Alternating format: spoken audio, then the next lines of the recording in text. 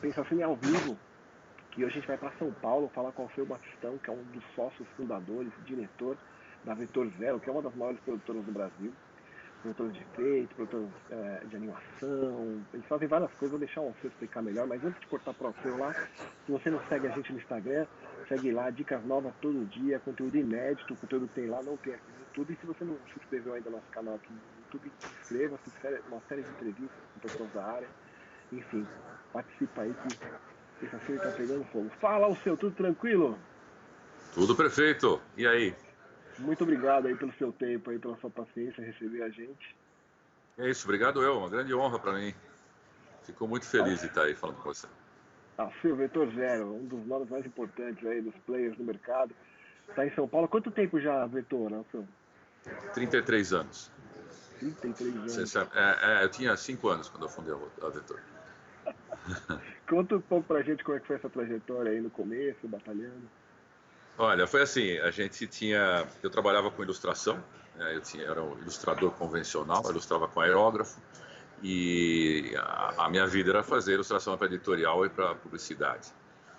Mais editorial do que publicidade, porque era difícil entrar nas agências, mas eu fazia um ou outro trabalhinho e tal, muito mais bem pago, mas muito mais restrito também. E eu tinha muita vontade de trabalhar com efeitos especiais, especialmente depois que eu vi Guerra nas Estrelas, em 1977, na estreia, no cinema. E naquele tempo, para você ver um filme várias vezes, você tinha que ir ao cinema várias vezes. Então eu fui umas 7, 8 vezes ver Guerra nas Estrelas. Blade Runner eu vi umas 12. Então isso aí mudou a minha vida e me deu essa vontade de trabalhar com efeitos especiais.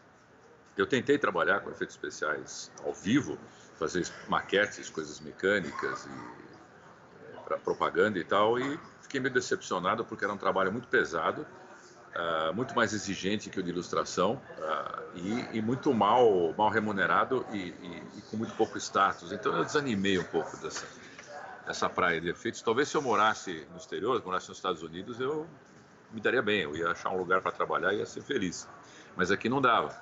Então eu fiquei lá com os meus pincéis e tintas, até que começaram a aparecer na TV as primeiras imagens em computação gráfica feitas lá pelo Hans Donner, na Globo. E eu fiquei fascinado com aquilo. E ao mesmo tempo entrou o Tron no cinema.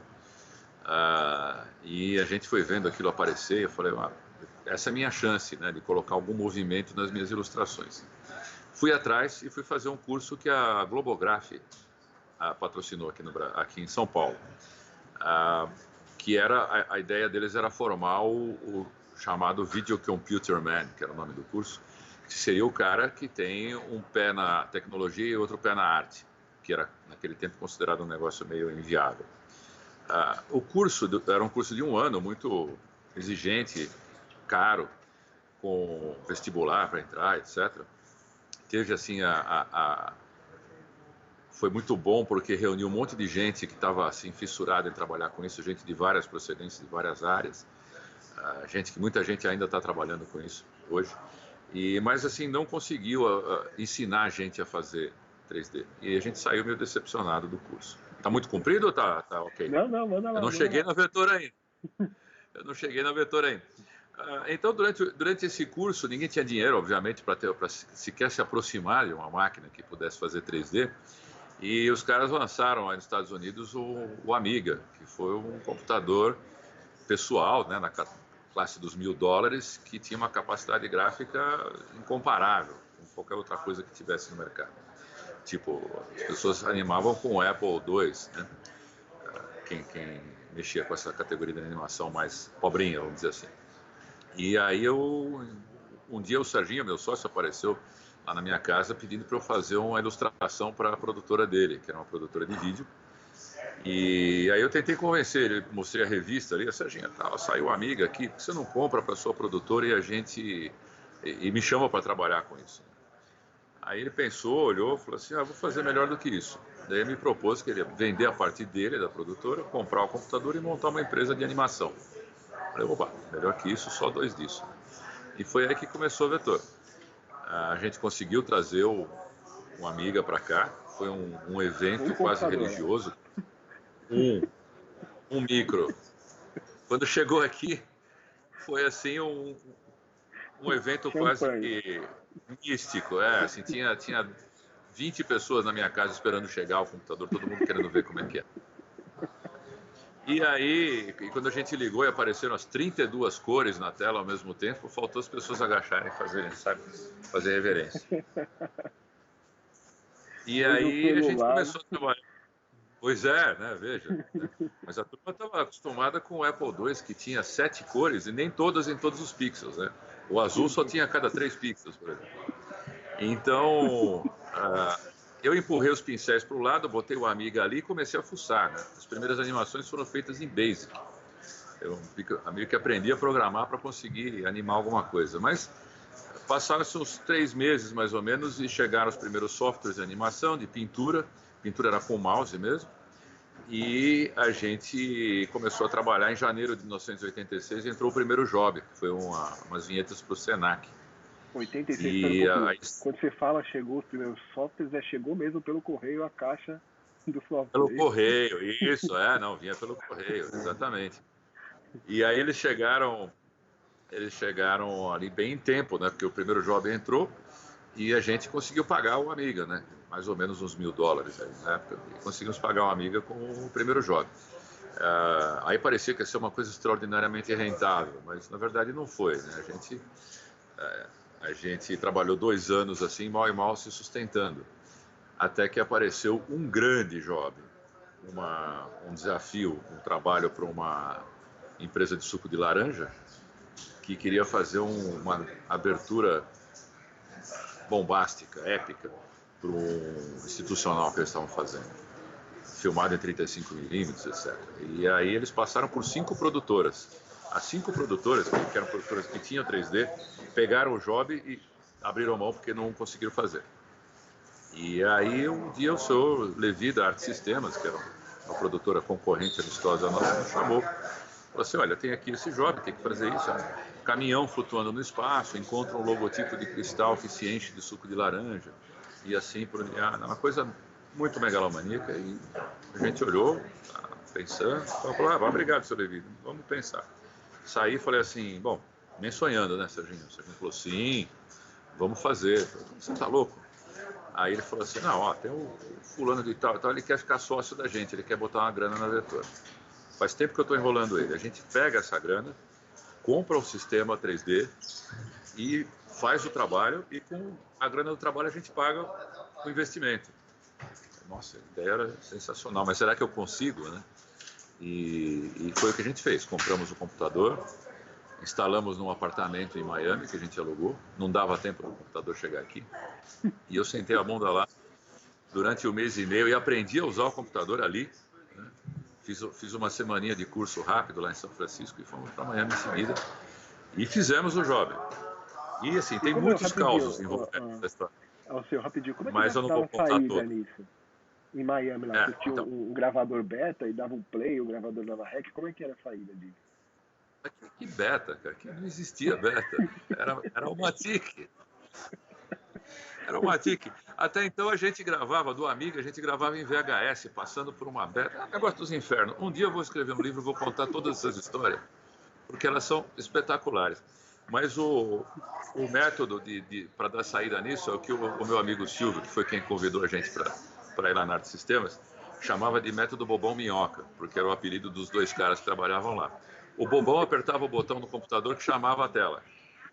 Daí ela vinha, fazia o scan e o Minhoca dava rec play na máquina de vídeo. Mas tinha que fazer pré-roll. Tinha um pré-roll de 5 segundos. Já ficou exaudor. Então, para cada frame, o cara tinha que falar assim, in point mais rec play. Aí a máquina voltava, recuava para 5 segundos, saía rodando até chegar na velocidade certa, porque senão ela não acertava o track para editar um frame, né? Tinha que ser uma máquina habilitada para editar um frame. E aí, pá, editava aquele frame. E aí você ficava assistindo lá, horas e horas, um por Bobão um. Minhoca lá. E aí o Bobão Minhoca. E a animação ia tomando forma. A cada pré-roll você via mais um pedacinho, mais um frame. A gente alugou uma produtora lá em Miami, o Serginho, o cérebro por trás de toda essa produção, essa logística, o Serginho, ele contratou uma produtora e a gente calculou que a gente conseguiria dar saída. Era 38 segundos, se eu não me engano, de animação. Que a gente conseguiria dar a saída daquilo em 4 a 5 horas. A gente levou o dia inteiro, o Bombom Minhoca. Felizmente, eles já tinham um sistema de timecode. Vocês voaram o Bombom Minhoca para Miami, então? Não. A gente contratou a produtora, a gente estava lá em Miami. A gente pegou o HD, não era um HD, era um disco, chamava Worm, era um disco magneto ótico. Que era o Worm, assim, write once, read many. Quer dizer, você gravava, tá gravado, mas podia ler quantas vezes quiser. A gente levou o Worm para lá, instalou e, felizmente, eles tinham uma máquina que automatizava esse processo Bombom Minhoca. Então, ela já lia o frame e já fazia edição. E a gente ficou lá, almoçou lá, ficou lá olhando e tal. E à medida que o trabalho ia sendo gravado, ia aparecendo, os caras que trabalhavam lá foram ficando impressionados. Falaram, meu, como que vocês fizeram isso, né? Porque o sistema que a gente comprou, o Cubicomp, era muito rudimentar. A modelagem era por teclado. Você batia um vértice, andava 3 pontos, batia outro vértice, descia, dava sweep para fazer revolução, dava extrude. Mas eu modelei um caminhão Scania, né? Modelei desse jeito. Não tinha mouse, tinha um puck, que é tipo uma caneta no tablet digitalizador e tal, e uma canetinha para desenhar. Mas eu só usei o tablet para digitalizar o logotipo, para ele ficar bem perfeitinho. De resto era tudo no teclado mesmo. Então, conseguir fazer aquilo nesse computador foi uma façanha. E essa foi a nossa entrada no mundo do 3D. A gente concorria, sendo muito mais baratos, concorríamos com o Zé Dias da Globo, né? Mas, para a nossa felicidade, a Globo resolveu que ia retirar a Globo Computação Gráfica do mercado publicitário e deixá-la trabalhando só para a televisão. Então, o nosso principal concorrente subitamente desapareceu do mercado e a gente pôde entrar. A gente a gente conseguiu, em alguns poucos anos, conseguiu bastante respeito pela qualidade do nosso trabalho, né? Que a gente tentava empurrar uma visão cinematográfica do 3D.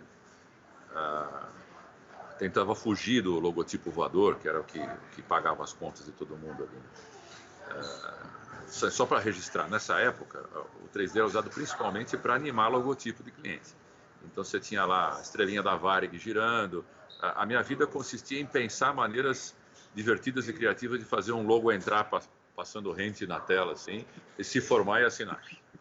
Era esse o nosso trabalho, o nosso ganha-pão. Basicamente era flying logo mesmo, assinatura mesmo. Exatamente. Personagem não dava muito para fazer personagem, porque era um negócio pesado, complexo, mas de vez em quando a gente conseguia. E ficávamos tentando empurrar os clientes para fazer essas coisas. E às vezes um deles topava fazer alguma coisa extraordinária, ousada. Então foi assim que a gente fez, por exemplo, a Águia da Elebra, que eu esqueci de abrir aqui. Mas eu não vou ficar procurando, que eu vou perder muito tempo. Depois eu mando para você, se você quiser disponibilizar. A gente fez um comercial para uma empresa de computadores de maior porte, né, de mini computadores, que era a Elebra, brasileira, e o cara pediu, o logotipo da empresa era uma águia, e o cara pediu, faça uma animação maravilhosa com uma águia. Pô, aí eu já pensei numa águia de aço, metálica, com asas mecânicas e flaps, etc. E dentro do que o computador rudimentar com teclado permitia, a gente fez. O filme foi muito bonito, muito respeitado aqui. Muita gente não acreditava que era feito aqui. Uma vez uma menina que eu conheci numa SIGGRAPH enfiou o dedo na minha cara e falou: não foi você que fez esse filme. Esse filme foi feito no Japão. E, quanto tempo mais ou menos ao seu para levantar um projeto desse feito no teclado? Era sempre em torno de 2 meses, 2 meses por aí, 2 meses e meio, por volta disso. Entre criar o filme, que eu mesmo criei, eu e o Serginho, né? Mas eu que desenhei, eu fiz o storyboard e tal, fazia tudo, né? Era one man show naquele tempo. E produzir, modelar e fazer o render e gravar, dava mais ou menos uns 2 meses. Os nossos trabalhos históricos, quase todos, demoraram mais ou menos o mesmo tempo. Esses 2 a 3 meses no máximo. E assim foi indo, a gente foi entrando no mercado, foi ficando famosa. Daí a gente teve assim dois comerciais muito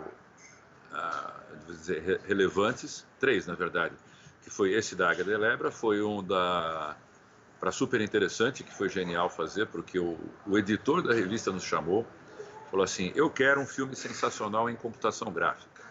bolem o que vocês quiserem, desde que seja do caralho. Desculpa. E aí eu falei, oba, é comigo mesmo, a gente vai botar tudo que a gente gosta nesse filme e vai ficar sensacional. Esse era o briefing, então, não tinha ideia nenhuma, né? Faz um não negócio tinha.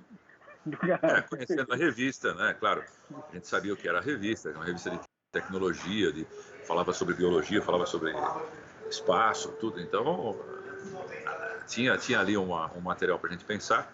Eu voltei com o storyboard, o cliente achou o máximo e deixou a gente fazer esse filme. E fizemos. Eu estou com o filme aqui, se você quiser ver. Vamos ver, vamos ver. Pode passar a tela aqui, vou dar um. Entrou? Entrou.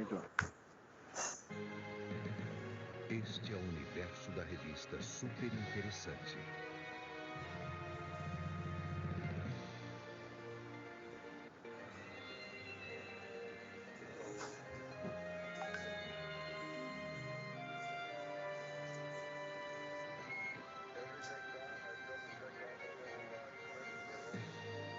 Super Interessante. A revista para quem quer saber mais de tudo. Não, peraí, Alceu, isso aí já tá bem mais sofisticado, hein? Então, isso aqui já foi feito num outro sistema que a gente acabou conseguindo comprar depois do CubeComp. A gente comprou um TD Explorer, que era um dos players na época, assim, que rivalizava com Alias, Wavefront, Vertigo, esses sistemas que eram... Naquele tempo você comprava um sistema pronto, né? Não é que nem hoje que você compra um PC, bota a placa que você conseguir, escolhe comprar o Maya, ou põe o Blender, ou põe o 3D Max, ou põe o Cinema 4D. Não tinha essa opção. Você comprava um sistema que já vinha com máquina integrada, com a placa gráfica apropriada, proprietária dos caras que faziam. Geralmente era uma estação Silicon Graphics. Aliás, a Silicon Graphics dominava nesse tempo. Então isso aqui já não foi feito em PC. Mas você ainda está vendo a minha tela? Deixa eu voltar lá, peraí. Olha que interessante isso aqui, né? O que a gente conseguiu colocar aqui. O meu quadro favorito do Magritte, por exemplo, que é o Castelo dos Pirineus, eu reconstruí em 3D. E aí a gente tem essa transição do 2D que vem chegando, de repente vira 3D. Né? E a câmera vai por cima do... Textura procedural, que foi o primeiro sistema a ter textura procedural para fazer essa pedrinha aqui. A gente mergulha na água que também era procedural, meio geométrica ainda. Aqui a gente usou todos os truques do caderninho para dar a impressão que a gente estava embaixo d'água. Fomos tão bem sucedidos que na época as pessoas pensaram que essa parte aqui era filmada. Caramba. E aí sai na íris do astronauta, que assim, a história, esse astronauta é um outro caos assim, bem longo, que ele foi modelado também na base de puxar polígono. E usando um sistema que não permitia auto shadow, você pode ver que o nariz não projeta sombra nele aqui. Eu tive que usar vários truques para tentar simular auto shadow, inclusive luz negativa. Luz negativa no nariz, por exemplo. Mas funcionou, ficou um filme bonito. Sim. E, bom, aí teve um filme que a gente fez muito bacana para a Mil, era um longo filme bastante melodramático, falando sobre a história da medicina, que a gente fez para o Wellington Amaral, que foi um dos diretores que mais bancou a Vetor Zero como assim, uma solução de produção, porque depois da época dos Flying Logos, né, a computação gráfica passou a ser meio rejeitada. Não, é tudo metálico, é muito artificial, não tem emoção, a gente quer coisa com emoção, etc. E o Wellington era o cara que era o mais bambambam do mercado. Ele era assim, um grande diretor do mercado, se não o maior, e ele comprou totalmente a gente, né? A gente, assim, como parceiros, como colegas e como capacidade de produção. E graças a ele a gente conseguiu fazer vários filmes assim, que fora da categoria do Flying Logo. Um deles foi esse filme de Amil, que infelizmente está perdido, não sei onde é que está, preciso procurar. Quer dizer, já procuramos, não encontramos. Eu tenho até que ver se ele tem esse filme. E que a gente fez já um helicóptero em miniatura numa biblioteca, que era 3D. Aí fizemos hieroglifos egípcios animados e uma série de outros efeitos que eram bastante impressionantes para a época. Foi um filme marcante. E aí Mas o outro... você ainda one man show, assim, fazendo tudo? Ou já tinha gente A essa ajudando? altura, não, a essa altura eu já tinha algumas pessoas trabalhando comigo. O Ale Chembar, por exemplo, é um cara que trabalha até hoje com a gente. O Fernando Faria. Tinha os 2 ou 3 ajudantes, assim, os 2 ou 3 artistas que colaboravam comigo. Assim. Eu ainda fazia a maior parte das coisas e dirigia, mas até essa altura do Astronauta, por exemplo, eu lembro que eu modelei quase tudo. Eu lembro que o Ale ficou responsável por uma grande parte da cena da baleia, mas à medida que a gente foi indo adiante, tinha o Guilherme Gouveia que trabalhava com a gente, ajudava também, já não trabalha mais na Vetor faz tempo, mas era uma equipe bem pequena, e quando dava pau, quando o negócio não rendia, toda a gente é que tinha que descobrir o que era. Não tinha departamento de R&D, não tinha turma do TI, não tinha nada disso. E o e-mail voltava desses fornecedores de hardware e software? Você mandava o e-mail, ele voltava? E-mail? What's it?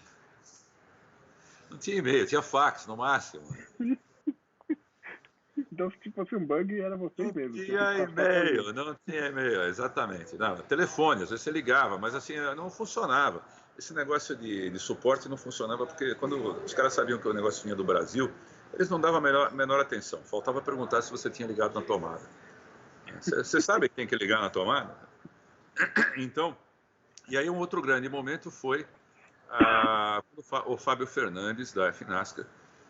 A gente já tinha feito umas vinhetas para ele, ele resolveu fazer um filme que ficou histórico, que foi o filme das formigas para Philco, e não sabia como resolver, chamou o Amon chamou a gente, né, que já nos conhecíamos, o Amon da Zero Filmes, e a gente bolou uma solução para fazer o filme da formiga. Eu não vou me estender também, é uma solução complicada. Imagina num tempo que você não tinha nem como botar uma imagem no seu viewport, na tela de trabalho. O TD Explorer permitia que você colocasse uma imagem em preto e branco em baixíssima resolução. Ele estragava toda a imagem, em preto e branco. Então, você traquear alguma coisa é impossível, nem pensar. Então, para fazer esse filme, eu simulei a partir de uma fotografia, eu desenhei os polígonos ali na minha tela, representando os elementos que estavam no cenário, e fiz a animação de câmera lá dentro do sistema mesmo, e animamos as formiguinhas de um modo bastante eficiente e preguiçoso, porque as formigas corriam tanto pelo quadro que ia ser impossível animar. Elas com background, é isso? Você fez quase que para traquear, exatamente, para traquear com background. Não teve track, eu fiz um tracking falso, um translate de câmera. Mas vocês vão ver que funciona, eu vou mostrar aqui o filme, vocês vão ver que funciona. E as perninhas da formiga, eu fiquei com uma preguiça estúpida de animar 6 perninhas para 3 formigas durante 45 segundos de filme. Então eu pensei, bom, elas passam tão rápido que a animação das pernas teria que ser feita em subframe. Então, será que se eu não ficar simplesmente fazendo on-off das perninhas 2 a 2, será que vai funcionar? E foi o que eu fiz, eu desligava, ficava 2 de um lado, uma do outro, no frame seguinte 2 do um, uma do outro. E ficava se alternando, e com isso dava a impressão que elas estavam mexendo as patinhas, mas não estavam. Funcionou perfeitamente. Se você quiser devolver a tela, eu vou mostrar aqui o filme das formiguinhas. Vai lá.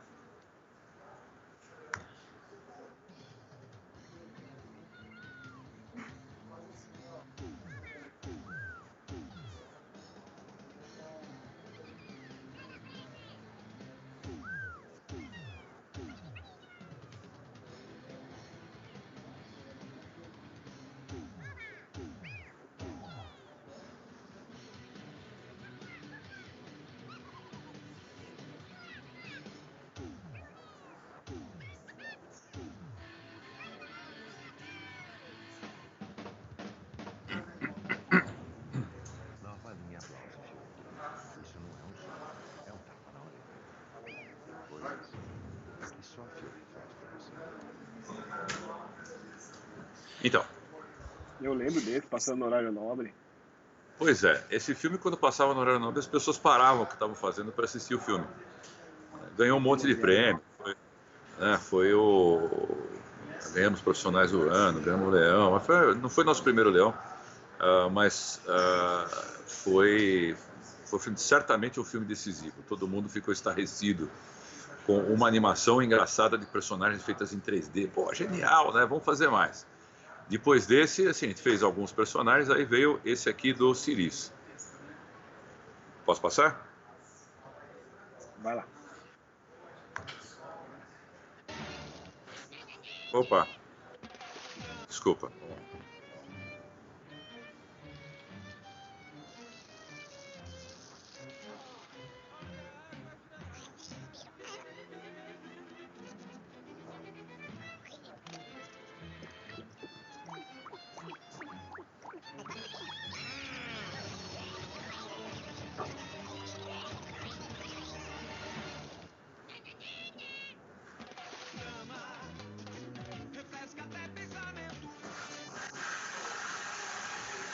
Esse também foi um sucesso estrondoso. E aí a turma começou a gostar da ideia de fazer personagens, né? A gente fez também um outro filme que era umas tatuíras, também para o Fabinho e para Bramo. Fizemos... E aí veio talvez o maior filme de todos os tempos da história da Vetor, que inaugurou a época de ouro, que é a Tartaruga. Posso passar? Né? Vai lá.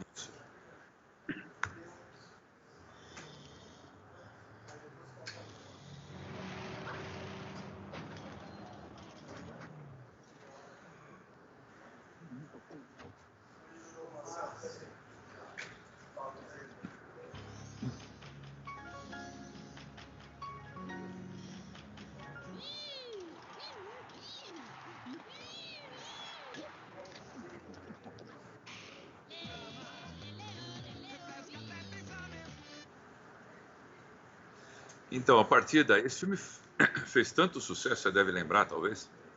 Sim, eu lembro. Foi véspera de Copa, não foi? Não, depois teve uma tartaruga especial para a Copa, que foi feita saga. A gente fez 3 filmes de tartaruga normais, depois teve a versão Copa, que ela foi fazendo embaixadinhas até o Japão. Ela ia e voltava e trouxe a taça.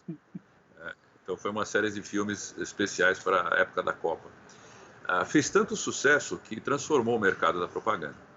Todo mundo passou a querer personagens. E finalmente a gente passou a fazer o que a gente gostava, que era animação de personagens, personagens fofos, em geral realistas, contracenando com gente, ou simplesmente filmes só de personagem.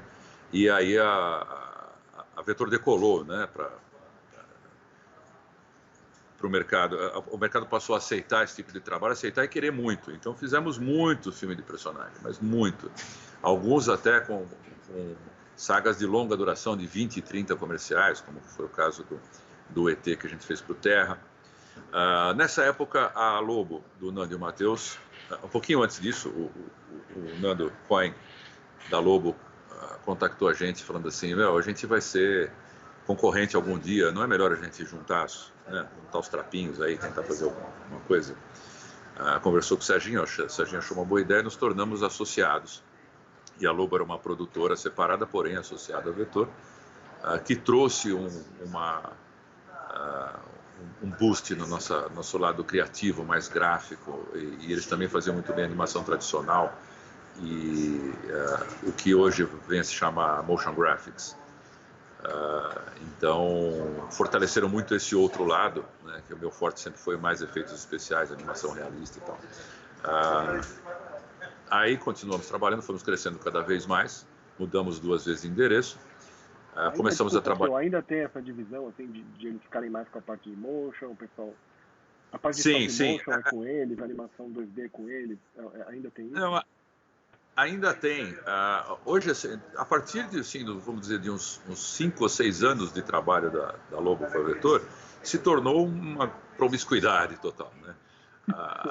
A Lobo pegava o projeto que tinha 3D e a gente fazia o 3D. Né? Muitas vezes o Matheus tinha um projeto totalmente motion graphics, ele precisava de uma coisa 3D, ele ia falar comigo, pô, dá para você fazer aqui um pedacinho de queijo que vai aparecer na nossa tal, daí eu fazia no 3D, fazia o queijo com subsurface scatter, tal, todo caprichado no 3D. E ao mesmo tempo a gente pegava projetos que tinha ação em 3D e tinha uma parte muito gráfica e a gente usava os talentos da Lobo. E hoje, apesar de ainda existirem as duas empresas, está tudo misturado, né? O processo de trabalho é tudo misturado. Deixa eu te perguntar, em relação a isso, Alceu, quando entra um projeto, como é feita essa divisão de trabalho? Assim? Tem um diretor que vai dirigir, ele pega os modeladores Como é que é essa escolha desse pessoal? Porque eu sei que tem muito pessoal lá, né? Tem bastante gente modelando, mas eles estão em vários projetos diferentes, em vários níveis diferentes, né? Como é que é? Esse diretor faz a equipe dele, ou ele já tem uma equipe para ele, e ele vai e bate lá no pessoal da Lobo e traz um ou dois da Lobo também pro projeto? Como é que funciona isso na prática? Olha, normalmente, conforme entra um projeto aqui, o próprio pessoal do atendimento mais ou menos direciona, dependendo da cara do projeto, né? É bom mencionar também que mais adiante entrou o Gabriel e o... Nossa, ele vai me matar porque eu esqueci o nome dele, mas ok, eu estou numa entrevista ao vivo, esqueci o nome. O Gabriel com o animatório, o Gabriel tinha vários sócios que vieram com ele, o Guto Termi. E eles vieram com o animatório e se juntaram a nós também com grande expertise de stop motion, principalmente. O Gabriel, na verdade, é um gênio. Eu costumo falar que ele é o Leonardo da Vinci renascido, né? Porque o cara não só é um tremendo diretor de animação e animador, como também já programou, já sabia fazer programação, e é um músico de jazz fantástico, assim, de altíssimo nível. Tem uma banda que está ficando famosa rapidamente, Celebrina, famosa mundialmente. E aí veio trazer, né, mais talento ainda para dentro da casa. Então, dependendo da cara do projeto que entra, vai para o Nando, vai para o Matheus, ou Nando e Matheus, ou Gabriel, ou vem para mim, ou vai para o Luiz Evandro, que é o nosso diretor expert em realidade aumentada, realidade virtual e outros avanços tecnológicos, mas também faz filmes, vamos dizer, convencionais. Mas nós somos hoje também uma produtora de cinema, né? Então nós temos aqui o Carelli, tem o Zalton, tem o João Tenório, temos vários outros diretores trabalhando ao mesmo tempo. Então, dependendo da cara do projeto, vai para um desses diretores. A equipe é montada segundo a disponibilidade e segundo a capacidade de cada um, né? Quando tem que fazer simulação, nós temos 3 ou 4 pessoas de simulação que são eles que sempre fazem, né? Mas dependendo da modelagem, se for uma modelagem mais cartunesca, vai para um determinado cara, se for uma modelagem mais realista, vai para outro cara. E a gente usa muito freelancer também. Hoje em dia, o pessoal que tem na casa não dá conta da quantidade de projetos que tem ao mesmo tempo. Às vezes, quando entra um projeto grande, nós temos que sair correndo pelo mercado atrás de freelancer. E tem sempre aí, vamos dizer... Remotos ou são aí? Eles vão até aí? Tem remotos e presenciais também. Tem freelancer que faz tanto freela pra gente que acaba ficando, né? E acaba até sendo contratado. Tá? Tem cara que é contratado da gente durante muito tempo, então de repente resolve que vai ser freelancer e sai, mas aí continua fazendo, né? Tem um menino que trabalhou com a gente que eu gosto muito, Bruno Sabre, que é modelador, e ele resolveu sair. Foi para outra empresa e depois saiu e resolveu ser freelancer. E agora está morando no Canadá e está fazendo um freela comigo agora, né? Então, temos de todas as categorias de profissionais. Então, essa distribuição do trabalho vai de acordo com a competência de cada um e às vezes com a disponibilidade, né? Às vezes você pega um cara que era melhor, que a praia dele é mais realismo, mas ele vai ter que fazer o personagem estilizado de acordo com o concept que foi feito lá pelo pessoal da pintura, e o cara se vira para fazer e a gente vai resolvendo. A gente tenta trabalhar da maneira mais ordeira e organizada possível, né? Temos um pipeline aqui desenvolvido a duras penas e é constantemente aperfeiçoado. Um pipeline assim que eu diria se parece mais com os grandes estúdios de fora do que com as empresas que normalmente funcionam aqui. Não é tão perfeito, mas tem essa cara. E se não fosse por isso, a gente não conseguiria tocar todos esses projetos. E o atendimento também determina mais ou menos os prazos? Como é que é essa negociação com o prazo? O prazo, assim, o diretor que pega o trabalho, negocia esse prazo com o atendimento. O atendimento senta aqui do meu lado e fala, senhor, nós temos que fazer esse filme aqui, vai ter simulação, vai ter líquido, vai ter 3 cenas com líquido, vai ter uma personagem estilizada com cabelo, vai ter não sei o quê, quantas semanas? Eu acho que é tanto, e a gente vai ajustando no processo de orçamento, né? Já a questão de dinheiro, praticamente eu não falo no assunto, isso aí é com o Alberto Serginho lá em cima e com o atendimento, mas a gente determina o prazo, ou tenta determinar o prazo, né? Mas sabe que em publicidade acontecem as coisas mais malucas, né? Teve um caso de um filme que tinha 2 cenas com água animada, com líquido animado, que a gente sabe que é uma coisa meio não completamente controlada. E você não sabe exatamente o que o cliente espera e o que a simulação vai te fornecer. A gente pediu, juntando tudo o que tinha que fazer, tinha uma parte filmada também, pedimos 7 semanas. E depois que o orçamento foi aprovado, descobrimos que tinha 1 semana para fazer. E, bom, Foi correndo, imagina, foi correndo desde a primeira meeting, né? Não, na verdade, criou-se um estresse, porque a gente pediu 7. Não, mas você sabe como é que é essas coisas, né? Não, mas não pode ser. Já comprei a mídia, né? Exatamente. E aí eu falei assim, ok, faz o seguinte, não briga mais, vamos aceitar essa 1 semana, porque eu tenho certeza que o offline não vai ser aprovado, porque o offline nunca é aprovado de primeira, e os caras vão ficar remontando o filme durante umas 3 semanas. Enquanto isso, a gente vai trabalhando. E foi exatamente o que aconteceu. Levou 1 mês para resolverem uma montagem. E eram vários filmes, né? E claro que a gente descobriu que em vez de 1 cena de líquido, tinha umas 7. Mas, a essa altura, já não era tão má notícia assim. Então, acontece todo esse tipo de loucura. E às vezes não, às vezes acontece o cliente ser super parceiro, a gente dá um prazo, o cara, não, ok, legal, vamos trabalhar para o filme ficar bom, para o filme ficar direito e tal, e a gente vai e toca o filme do jeito certo, né? Nunca é com tranquilidade, mas a gente toca assim, trabalhando muito, mas com menos estresse, menos do que precisa. Né? Tinha que ter making-off. O estresse que não precisa. Como é que é? Desse era uma aula, tinha que ter making-off disso tudo.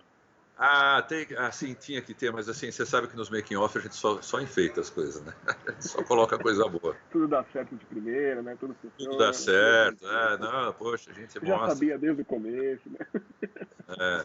Você não mostra essas... Né? Quem vê os tombos, as pingas que eu bebo, não vê os tombos que eu levo. Então... Deixa eu voltar um pouquinho, você falou da captação da filmagem. Então vocês têm feito captação também, vocês... Há bastante tempo. No projeto vocês filmam tudo, fazem toda a pós, tudo, som também vocês fazem aí, alguma coisa? Não, som não. Muito raramente. Né? A gente teve uma época que a gente tinha um estúdio aqui instalado aqui, o Paulo Beto, nosso querido amigo Paulo Beto, tinha o estúdio instalado aqui, mas aí acabou se desvinculando e formou um estúdio dele, que frequentemente a gente trabalha junto ainda. Mas chegou uma época da produção de efeitos e tal, que muitas produtoras, nossos clientes, resolveram que a gente estava ganhando dinheiro no mole. Né? Acharam que a gente estava ganhando dinheiro no mole. E resolveram criar o seu próprio departamento de 3D. Né? Então, numa certa época começou a ficar fácil. Né? Antes você montar uma produtora de 3D custava muito caro. Você tinha que comprar um flame que custava $600 mil e tal. A gente teve a felicidade de comprar um flame que ficou meio que abandonado aqui, então a gente conseguiu um flame por muito menos que isso. Mas era muito caro ter um flame, e era muito caro comprar uma estação Silicon Graphics. De repente tudo virou PC e Mac. Então ficou... Miami do Paraguai. Pois é, e isso aí virou um flagelo também para as produtoras de áudio, né? Que antes era muito caro montar um estúdio de 16 canais, 24 canais e tal. Aí botaram um Maczinho ali com... Né? O Maczinho você fazia tudo isso, muita gente passou a produzir no fundo da garagem ali e competir. Mas a questão do equipamento deixou de ser um asset importante. E aí as produtoras começaram a montar os seus próprios departamentos de 3D, até um ponto que parecia que não tinha mais trabalho para a gente. Tinha muito pouco filme de animação naquela época. E aí decidimos que era a hora da gente começar a filmar. E passamos a produzir filme também. No início foi um choque, assim, foi uma coisa assim, a gente gastou muito dinheiro, assustou, assim, deu uma... Precisamos rapidamente readequar a nossa visão da produção, mas conseguimos recuperar. Você sabe muito bem. Você sabe. Mas aí hoje é mais tranquilo você ter esse processo de captação, então ter o pessoal no mesmo time, enfim. Sim. Agora, como temos um departamento muito forte aqui de produção, né, que sabe adequar custos, sabe negociar e tal, porque a parada aqui está muito difícil, né? Não sei se você acompanha daí, mas assim, o pagamento está cada vez mais prolongado, né? Hoje você trabalha para cliente que paga em 120 dias. Então na verdade, você está financiando o cliente. Né? Você pega um job, Imagina um filme que custa, vamos supor, R$ 500.000. Você pega esse job, você tem que ter esse dinheiro para produzir o filme. Você produz, paga todo mundo, porque a Vetor, espero que continue, tenha essa boa fama e espero que continue por muito tempo de boa pagadora, né, que a gente paga todo em dia. Paga o pessoal, paga os impostos e fica esperando 120 dias para voltar o seu dinheiro. Não é muito fácil, cara, vou te falar. É dureza. Mas a gente... um dos motivos que eu saí da publicidade, quer dizer, tem uma máquina, às vezes pega uma coisa ou outra, mas realmente tem umas coisas que não dá pra entender, né?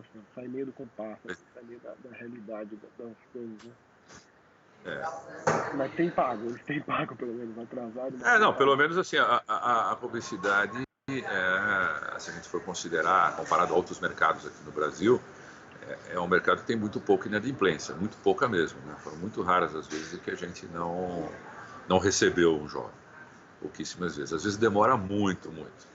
Tem uns jobs nossos pendurados aí para receber há quase um ano, parece que agora vão receber esse ano. Ainda antes do Natal, quem sabe o Papai Noel traz pra gente essa alegria. Mas isso é raro, né? Normalmente tem um atraso de 1 mês, 2 e tal, mas a gente acaba recebendo. E é um mercado, vamos dizer assim, comparado com o resto do país, é um mercado com um índice de honestidade bem mais alto do que impera por aí. Deixa eu te perguntar, em relação à captação também. Vocês pensam em produzir conteúdo próprio, de repente encarar aí uma série para TV, alguma coisa, ou está aberto a algum tipo de parceria nesse sentido? Como é que vocês enxergam essa parte mais de entretenimento, essas outras áreas do mercado? Olha, essa é uma pergunta muito frequente. A nosso DNA é publicidade. Então a gente faz bem e gosta de publicidade e a nossa estrutura está montada para atender a publicidade e também a remuneração da publicidade, historicamente, é uma remuneração maior do que o mercado de entretenimento, você deve saber disso, né? Hoje o mercado está mudando muito, a gente não sabe mais por quanto tempo isso vai ficar assim, porque como a mídia se pulverizou, hoje não é mais, né, o grande segredo não é 30 segundos no Jornal Nacional. Hoje o pessoal faz coisa para YouTube, faz coisa para Facebook e tal, e a gente tem que se adequar, os preços mudaram, tá? As coisas não estão mais baratas, está um pouco mais difícil, a remuneração está mais difícil de sair. Mas existem projetos paralelos, a gente está sempre tentando, está sempre investigando. A gente está fazendo agora uma série com a Bela Gil, que não tem animação, que é só filmado. A gente tem uns ou outros investimentos aí nessa área, mas por enquanto não são rentáveis, são mais uma investigação. Todo mundo tem o sonho de fazer uma série ou quem sabe até um longa, mas se eventualmente a gente vier a fazer isso, não vai ser com a estrutura que a gente tem aqui, que ela está montada para funcionar, né, nesse processo de rotação rápida, do filme entrar e no máximo em 2, 3 meses sair. Um filme que ficasse aqui, uma produção que ficasse 1 ano, 2 anos para fazer, a gente nem saberia direito como administrar. Provavelmente, se isso acontecer, a gente ia pegar isso, vai ter que ser montada uma estrutura apropriada para isso. Mas é a vontade de todo mundo aqui, eu acho. Vocês estão ouvindo uns barulhinhos de vez em quando, porque o seu tá na produtora, tá lá trabalhando agora e o pessoal tá no fundo mandando bronca aí, né? Exatamente. Eu lembro aqui atrás da minha mesa não dá para ver, mas a turma está aqui do outro lado. Todos os brinquedinhos do Alceu, né? Não, tem bastante. É meu pequeno museu aqui atrás. Deixa eu te perguntar. Num determinado ponto da carreira da Vetor, eu lembro que vocês começaram a atacar muito o mercado internacional e conseguiram um retorno interessante para o mercado internacional. Como é que está essa negociação hoje? Assim, por causa do valor do real e da nossa qualidade artística, que a gente tem bastante, e até exporta, né, pessoal para o mundo inteiro, né? Como é que fica essa relação com o mercado hoje? Tá fácil? Acontece ainda? Como é que tá? Bom, a gente teve, assim, no meio dos anos 2000, né, começou a partir, assim, a partir do trabalho do Matheus, principalmente Matheus Miranda, e dos grandes talentos que tinha na Lobo, alguns que ainda estão aqui, outros não estão mais com a gente, mas ainda trabalham juntos, o pessoal conseguiu fazer um portfólio excepcional de design, né, design não apenas de animação, design gráfico também, mas principalmente de motion graphics, né? E fez sucesso mundial, se tornou referência mundial, falou, né? a ponto de competir com as maiores empresas de motion graphics da Europa, trabalhando para o Japão, para a Europa, para os Estados Unidos. Depois da crise de 2007, esse mercado bichou. A coisa meio que foi sumindo e hoje não existe mais os moldes em que era. Então, na época que a gente mudou para esse endereço aqui, por exemplo, nós estamos aqui no Itaim, a gente trabalhava, quase 60% do trabalho era para fora. O dólar estava alto, que foi a época da transição do governo Fernando Henrique para o governo Lula. A gente conseguia ganhar muito vendendo para fora. E isso aí mudou e a gente teve que voltar a se readequar ao mercado nacional. Foi uma época muito boa, sabe? Porque a gente trabalhava num esquema, vamos dizer assim, mais saudável do que o que a gente tem aqui. Não tinha essa loucura que tem aqui de refação infinita, né? Em geral, quando você trabalha para a gringa, o pessoal, quando pede para refazer alguma coisa, sabe que tem que pagar.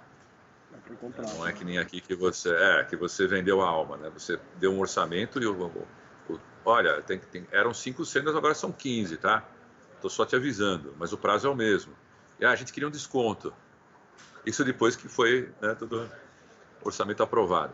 Então, foi uma época doce, vamos dizer assim, para a gente de trabalho.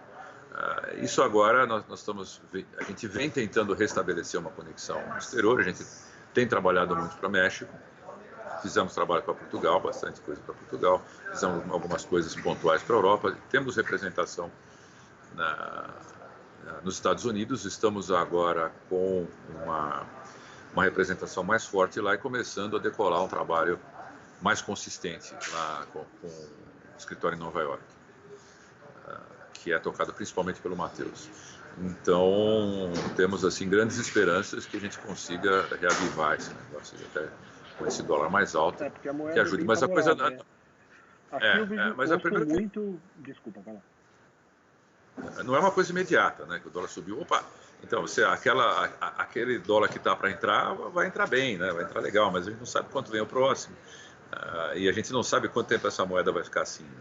E a gente tem a contrapartida também, que é a compra de software. Assim, a Vetor é uma empresa que trabalha tudo direitinho, com software tudo comprado. Né?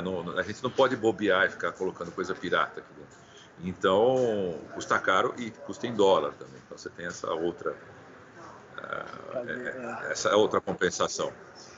Mas, aqui desculpa, eu ouço muito... Não, é que aqui eu ouço muito do material para a Índia mesmo. E para Vancouver ainda. Eu ouço muito do 3D indo para Vancouver. Tem algumas empresas brasileiras que eu ouço em concorrência de alguma coisa que eu... Mas realmente, não sei, é porque o governo atual parece que vai pressionar esse dólar para ficar alto, né? Mas enfim, é o que você falou, né? São relações de longo prazo também, né? Não é da noite pro dia que você começa a pegar vários projetos de fora.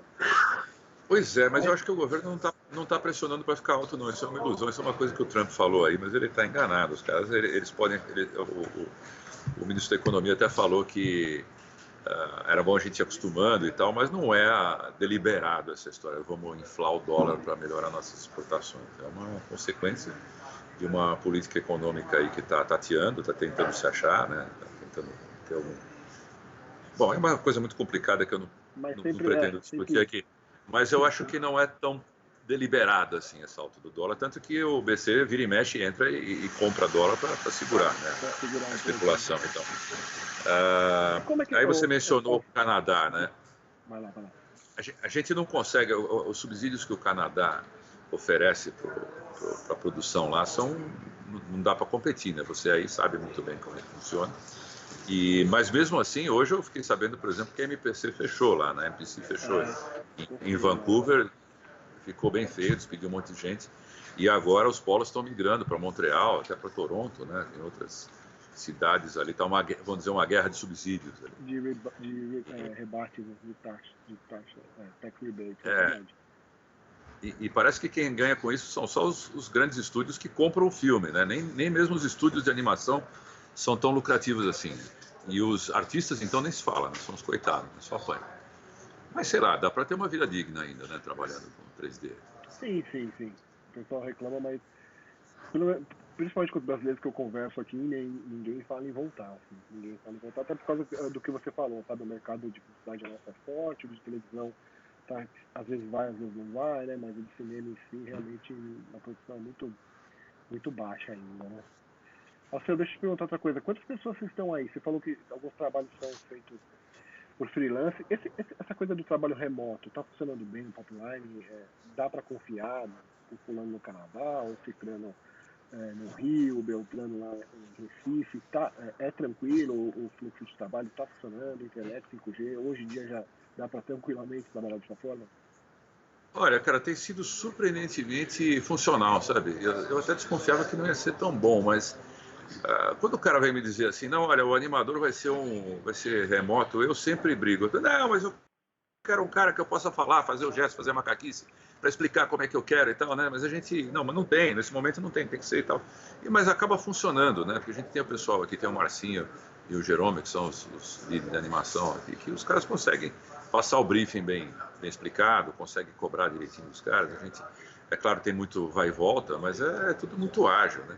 Modelagem também funciona muito bem. Tem até diretor remoto, né? Observa até direção remota, até coordenador de projeto remoto. Então, eu acho que existe esse caminho. Eu gosto mais do presencial. Tem o Eu cara sou um ali do cara até que lado, usa abraçar, tomar uma cerveja é, depois. É diferente. tomar cerveja depois. Eu não conheço mais essa atividade, não. Hoje eu Não sou dá, um homem não. de Eu sou um pai de uma menininha de 3 anos e logo eu saio daqui e vou direto encontrar com ela em Sentar casa. numa Então madeira, eu sei bem eu como é. passo pelo pessoal no bar assim e falo, tchau galera, tem o pessoal lá Tchau, tomando cervejinha, já comendo partindo, né? O churrasquinho. tchau já, já indo embora. Né? Pois é, mas é literalmente no meu caminho para casa. Mas assim, é legal você ir até a mesa do cara, conversar ao vivo, mostrar alguma coisa na mão, é sempre mais, né? É melhor. Mas tem funcionado muito bem, a gente não pode se queixar não. Não temos 5G funcionando direito ainda, mas temos uma banda até que bem razoável, Mas que uma barateia um internet pouco bem os razoável. custos também, né? Com essa coisa da máquina, essa coisa do software, fica em cargo do freelancer, então Sim, também sem ajuda dúvida. um pouco. Sim, tem Mas essa ideia. nesse time aí que está na sua frente aí, quantas pessoas mais ou menos aí? Mais ou menos, pra você ter uma ideia, que Olha, trabalha aí diariamente. eu, assim, cada vez que a gente tem uma reunião, eu fico surpreso, porque o número de pessoas varia muito, né? Mas a gente está trabalhando em torno de 120 pessoas aqui, neste momento, na casa. Aliás, essa hora é quase a hora que tem mais gente trabalhando mais. Na final da tarde e começo da noite é a hora que está mais aquecida. E, e a gente tem talvez uma população flutuante de 40 e 60 freelancers em um dado momento, talvez seja alguma coisa em torno disso. Em projeto, assim, mais ou menos, Alceu, só para ter uma ideia, Mas assim, nem todo tamanho. mundo que está aqui, nem todo mundo que está aqui é contratado, tem freelancers presenciais, né? Então tem muita gente que fica um tempo aqui e sai. Aliás, a gente tem um pouco a tristeza e a alegria de ser um degrau para o Canadá. Muitos profissionais muito bons entram aqui, ficam alguns meses trabalhando com a gente aqui, e aí chega para mim, você me faz uma carta de apresentação? Recomendação. Eu vou tirar PhD em fazer carta de recomendação já. Eu E conheço é algum claro, desses aí que você tá falando, viu? não é? Você não conhece? Conheço Eu algum. sou um cara que, assim, a gente faz de muito bom grado, eu fico muito feliz pelo pessoal que vai, às vezes até invejo, sabe? O pessoal que está indo para uma vida nova, no outro país mais civilizado e tal. Então, mas é chato para a gente porque a gente perde profissional, em geral, profissionais muito bons. Sabe? Então, por isso que essa população aqui é muito flutuante, tem época que tem muito menos gente trabalhando. Deixa eu aproveitar e lançar uma pergunta do David aqui. Assim, peraí. Deixa eu ler para você, peraí. Um dos grandes problemas do desemprego aqui no Brasil é a falta de mão de obra qualificada. Na Vetor, como isso é contornado? Tem um pouco a ver com o que você estava falando. É possível contratar alguém menos experiente e modelando esse profissional de acordo com as necessidades da função? Ou para o CDI é mesmo necessário contratar apenas aquela pessoa que está pronta para entregar o job do jeito que precisa ser entregue já no dia seguinte da contratação? Então a pergunta dele é mais Olha, ou menos se dá para formar esse profissional ou tem que ser um cara que já vem e resolve. hoje não dá mais para formar. Né? Houve um tempo, durante, vamos dizer assim, 3/4 da história da Vetor, a gente só conseguia fazer isso. A gente colocava aqui um cara que era arquiteto, ou que era ilustrador, ou que fazia animação tradicional e queria trabalhar em 3D, a gente ensinava tudo. Por exemplo, o pessoal, o Ale Echenbach, que trabalhou comigo na Tartaruga, ele fez curso de publicidade e queria trabalhar com animação e aprendeu na Vetor. O Fernando Faria, que trabalhou também, foi o modelador da Tartaruga, ele e o Ale Camargo, que é o diretor aí do Fujiwara Manchester, pessoal muito querido que trabalhou aqui com a gente há muito tempo. Estou falando desses três porque os três trabalharam comigo nos filmes de Tartaruga. Foi muito significativo.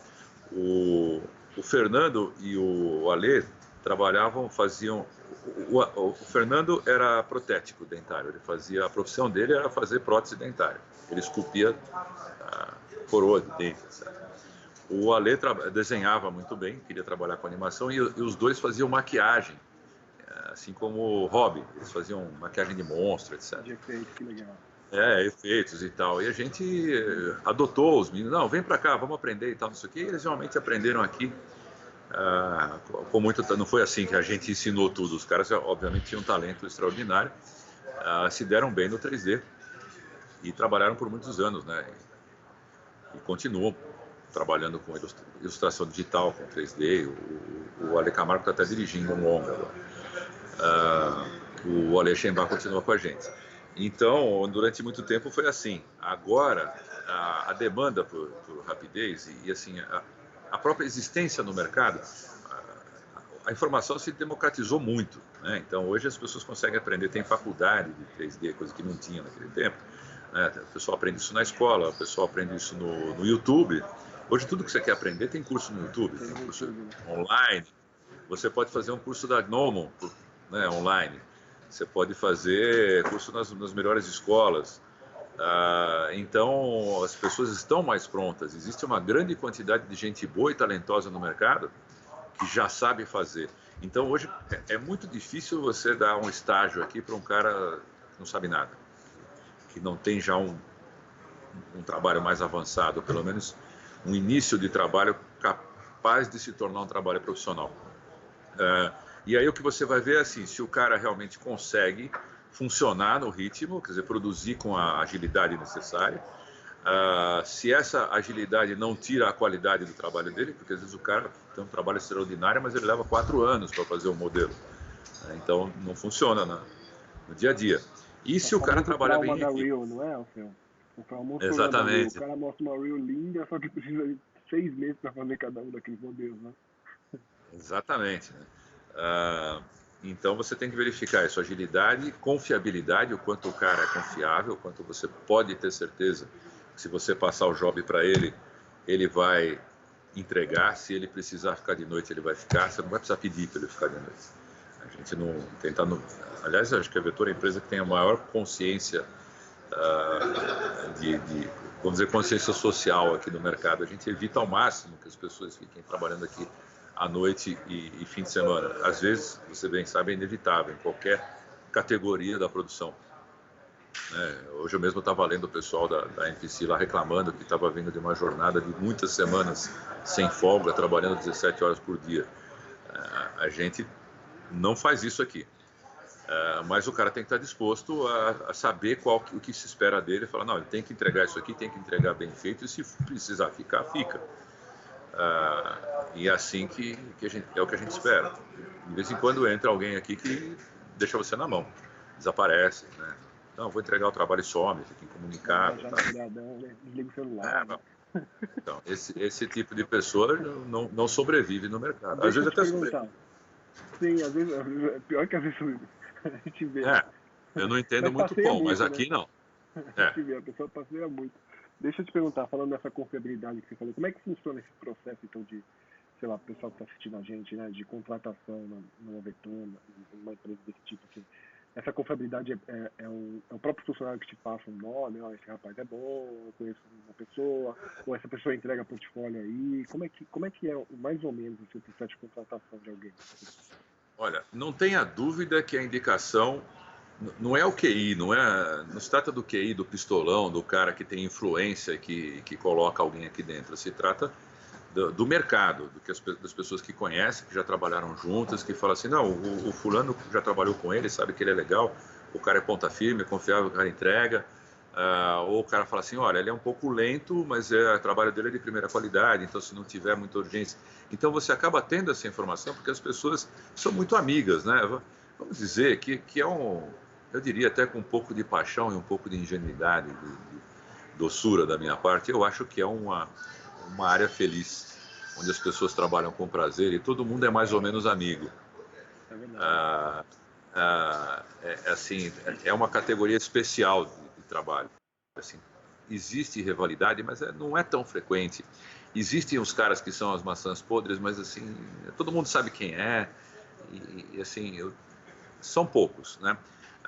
Alguns defeitos que aparecem num determinado profissional são de amplo conhecimento, e as qualidades também são. Então, quando a gente chama alguém aqui, a gente está mais ou menos consciente do que o cara consegue fazer ou não.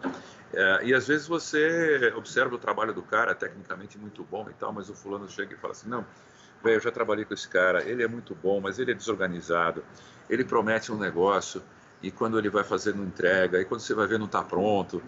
Então, E você pode desconfiar de um, mas quando é 2, 3, 4, 5 caras que trabalharam com a mesma pessoa te falam isso, você tem uma razoável certeza de que realmente o cara é uma roubada. Então, eu sugiro fortemente para quem está assistindo e é candidato a trabalhar profissionalmente, cuide muito bem da sua reputação, sabe? Não seja um cara ranheta, não seja um cara reativo, que reclama quando pede para refazer o que você fez, ou que pede uma alteração de trabalho. O nosso mundo, nossa profissão é feita de refação e de alteração, a história da nossa vida. Então, não fique escondendo o jogo, seja um cara aberto e colaborativo, né? Porque também não funciona muito aqui no Vetor, infelizmente a gente não tem isso, o cara que sabe fazer uma coisa e não conta para ninguém. Em aviação a gente chamava isso de pano preto, né? O cara fica ali com a capa, escondendo o que ele está fazendo. Tem empresa que... trabalho de equipe, né? Tem empresa que funciona assim, a gente sabe de ouvir falar assim, que tem empresa que funciona assim, mas aqui não, aqui o cara descobre um negócio, ele já bota lá no grupo, sabe? Olha aqui que eu descobri que é legal, pô, esse plugin aqui não funciona bem, aí eu preciso fazer um determinado efeito, eu saio falando que, gente, alguém já fez uma coisa que faz assim, pô, eu conheço um plugin que faz isso e tal, então é tudo muito colaborativo aqui. Não que não tenha briguinha, não tenha rusga, tem estresse, tem de vez em quando alguém bate uma porta, chuta uma cadeira, mas é um estresse do bem, vamos dizer assim. No dia seguinte está todo mundo se abraçando, entendeu? Alguém tem que abrir a mala de novo e sai reclamando. Eu, por exemplo, eu sou um cara que xinga pra caramba, assim. Tenho que fazer um negócio, especialmente por uma razão estúpida qualquer, ou que eu tento fazer um trabalho que estava dando certo até ontem, e na sexta-feira à noite, quando você vai pôr o render do fim de semana, começa a dar sinal vermelho em todos os frames, assim, começa a xingar pra caramba. As pessoas às vezes até se assustam, pensam que não é com vocês, eu estou xingando o Maia. Mas num clima em que muitas vezes as pessoas têm que ficar trabalhando madrugada dentro, não dá para ser com estresse, né? Então geralmente a turma fica contando piada, fica zoando um com o outro, às vezes tem até concurso de fantasia. Normalmente quem está nessa área está por muito mais prazer do que outra coisa, né? Então a gente está privilegiado mesmo de estar trabalhando com o que a gente gosta, né? Enfim, se chega nesse nível de profissionalismo ainda, de trabalhar numa produtora grande como a Vetor, né? A pessoa tem que estar com essa versatilidade, né? Tem que ser maleável, tem que ser compreensível, tem que estar mesmo em outro nível de profissionalismo, né? Mas deixa eu te perguntar ainda nessa questão. Então aquela coisa de ficar mandando portfólio por e-mail ou ficar enchendo o saco do Alceu no Facebook, isso aí não funciona, né? Cara, assim, eu tento ser uma pessoa decente, né? Eu olho, né, se o cara me manda, falo, se você dá uma olhada, tal, eu dou uma olhada, tal. Às vezes, se o negócio é muito ruim, eu falo, desculpa, eu vou ser franco, você não está ainda você precisa amadurecer mais, você precisa estudar mais, procura as pessoas. Eu dou, assim, os conselhos de prática, que todo mundo sabe, né? Trabalha muito, tenta conversar com profissionais da área, escolhe a área que você gosta mais e olha, aprenda, né? Depois você volta. Acontece de vez em quando, sim, pessoal que encontrou com a gente ali no corredor do Unhide Conference, por exemplo, mostrou o trabalho, a gente, opa, pô, isso aqui é bacana, né? Vamos ver, vamos olhar bem para esse cara, vai mandando o que você está fazendo aqui, que nós estamos interessados, né? Às vezes você percebe que é um cara que não tem ainda a cancha, não tem a malícia de trabalho rápido e com a eficiência necessária, mas você vê que é um talento ali, um diamante bruto que merece ser polido, né? Então a gente tenta... pipeline bom, né? Que nem você falou, de um pipeline sólido, ele pode usar, né? Então a gente vai dizer que eu não trago imediatamente para cá, mas a gente observa e encoraja bastante. Deixa eu te perguntar outra coisa em relação a isso. Você falou um pouco dessa coisa do escolher a área, né? Como é que está essa coisa de ser especialista ou ser generalista? Porque aqui fora a gente vê muito especialista, né? O que faz com que a pessoa chegue num nível mais bem interessante, né? Seja mais melhor mesmo naquela área que ele só atua full time, né? Mas ao mesmo tempo faz com que a produção, qualquer tipo de produção tenha que estar num patamar um pouco maior, porque aí vai ter que se contratar um de cada, enfim, esse tipo de coisa. Como é que você vê da Vetor, do ponto de vista que você está aí, esse mercado hoje em relação ao especialista e o generalista? Você sabe que a 3D saiu do generalista absoluto, né, que era no tempo que eu fazia ali o setor super interessante, que você tinha que saber fazer modelagem, animação, câmera, iluminação, render, ainda consertar a máquina se desse pau. E foi caminhando na direção do pipeline, né? Os grandes estúdios foram levando a isso e foi uma coisa que a Vetor até demorou para engatar nesse esquema de divisão de tarefas. E a gente passou por um período em que as tarefas eram bem divididas e hoje você observa, não é nem tão recente, é uma coisa que já vem de vários anos, o renascimento do generalista. Você hoje tem, por exemplo, um cara que eu sou muito fã, dois caras que eu sou muito fã, Gus Yamin e o Fernando Royle, que estão trabalhando hoje lá na DNEG, são grandes generalistas, os caras fazem tudo. O Royle veio aqui e mostrou uma cena que ele fez ali, que ele ficou 2 meses fazendo sozinho, modelagem, textura, simulação de água e tal. Um negócio impressionante, eu fiquei maravilhado. E eu diria que talvez seja a coisa mais gostosa de fazer, é você pegar e fazer tudo numa cena, né? Algumas me dão frio na barriga, me dão muito medo de pegar uma cena tão complexa que não dá para o generalista fazer. É mais autoral, mas né? Hoje... É uma coisa mais autoral. Pois é. Mais controle, mas às vezes assim fica impossível, né? Quando você tem muito asset no mesmo filme, então você tem que distribuir. Então hoje a gente tem as duas coisas aqui. Os coordenadores, que se chamam coordenadores aqui na Vetor, mas é o que aí vocês chamariam de supervisors, que são os caras que tomam conta do job, eles geralmente são generalistas, e como é o meu caso, e às vezes você entra e faz um modelo, você faz uma animação, você faz o layout de uma cena, faz a iluminação. Eu faço muito iluminação em render ainda, né? Gostaria até de fazer mais, às vezes não dá tempo. E aí você vai vendo que os especialistas vão ficando tão especialistas, vão aprendendo tanto que você já não consegue mais, como generalista, chegar no nível que os caras estão, né? Então, eles vão conseguir fazer muito mais rápido que você. Você pode até chegar no mesmo resultado, mas vai demorar mais.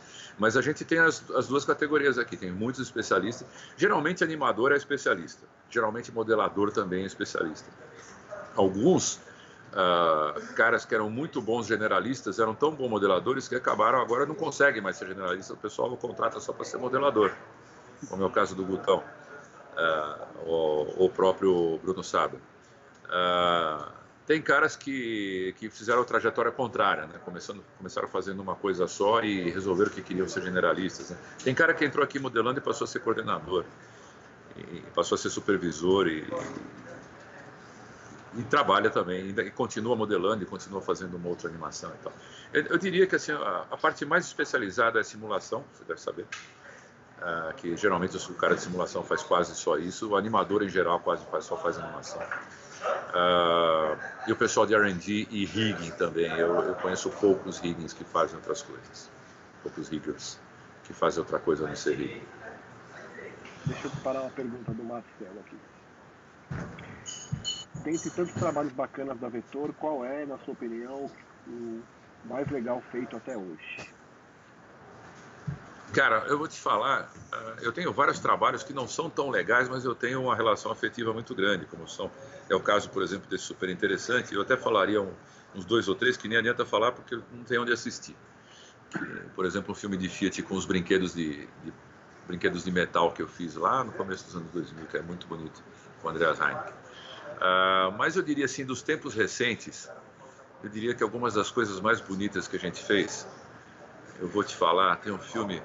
Tá no site? Vamos dar uma olhadinha no site? Tá no site, tem o Caixa, o filme do Caixa, do Gabriel, que é o Fábrica de Sonhos, Fábrica de Ilusões, que é um filme que combinou maquetes e modelos ao vivo, feitos aqui no nosso departamento de stop motion com animação tradicional. Então você tem que procurar, você disponibiliza aí para o pessoal depois, Fábrica de Ilusões. É um filme maravilhoso, belíssimo. Tem um filme muito bonito do Nando, que é um filme de ioki, de festa junina, que assim, é o que está me vindo na cabeça, que certamente tem outros filmes muito bonitos. Tem um filme de... Você passou aí por um Fiat, que já é antigo, é o Unidunité, o filme de carro da Fiat também, que é muito bonitinho, tem uma chuva de pedrinhas coloridas, que já é de boa data, assim, muito bonito. A gente tem recente um filme maravilhoso para o Hospital de Force, que é um filme que conta a história de um momento na carreira do Ayrton Senna que ele salvou a vida de um piloto, porque ele parou a corrida para ir lá acudir o cara. E esse filme é contado do ponto de vista do asfalto da pista. E é um filme que, assim, prepare os seus lenços, porque se você não chorar, você não tem coração. Tem um outro... Tem esse Braveco também. Só para deixar aqui o site pro pessoal, retornodela.com.br. Tem muita coisa aqui, não vai dar nem tempo de abrir nada disso aqui, mas... Nossa, tem muita coisa mesmo. Tipo, cara, eu vou te falar, o que tem de filme muito foda por metro quadrado nesse site, a gente fica até meio desgostoso quando você vai entrar numa concorrência e os caras pedem para você fazer um teste,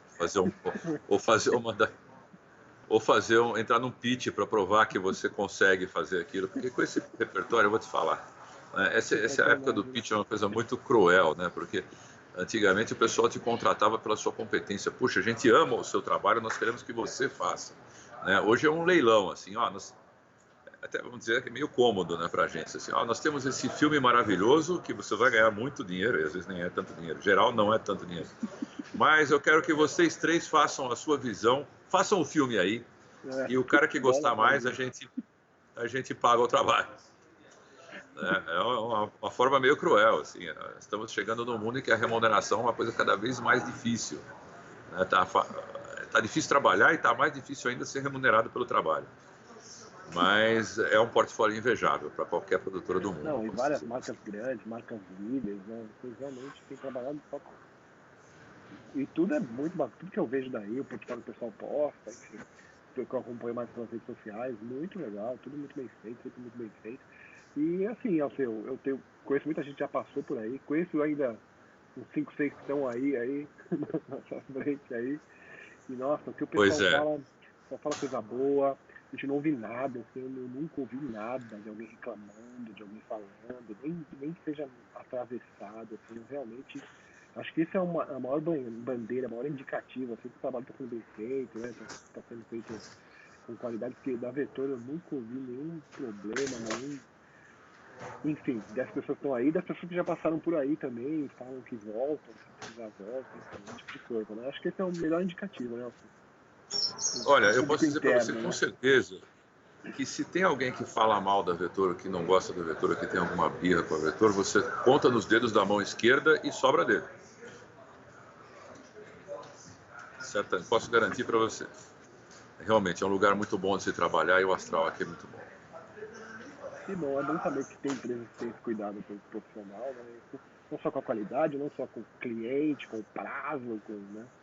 Mas também com a pessoa que está por trás aí. É o que você falou, muita gente passa por aí, né? Tem muito amigo que passou por aí, já está em outros lugares. E volta, às vezes volta, né? A gente tá na volta. Sim, volta é bem-vindo, exatamente. É um pouco indicativo também, né? As pessoas são bem-vindas, né? Alceu, sem palavras, a gente tá super estourado no tempo aqui. Pois é, né? Desculpa aí. Não, na boa, né, cara? É gostoso falar, é gostoso contar a história. E, pô, você é um grande cara, sou um grande fã, sou admirador e tô feliz de falar com você. E falar com o pessoal. Muito obrigado pela aula aí, pela paciência por abrir as cortinas mesmo e contar um pouco os detalhes. Enfim, a gente sabe que é tudo nesse nível de trabalho, nesse nível de cargo, né? Tudo fica um pouco nebuloso, fica um pouco escuro, mas legal que você veio, abriu o livro aí, abriu as cartas, me mostrou, sabe? Muito obrigado, então.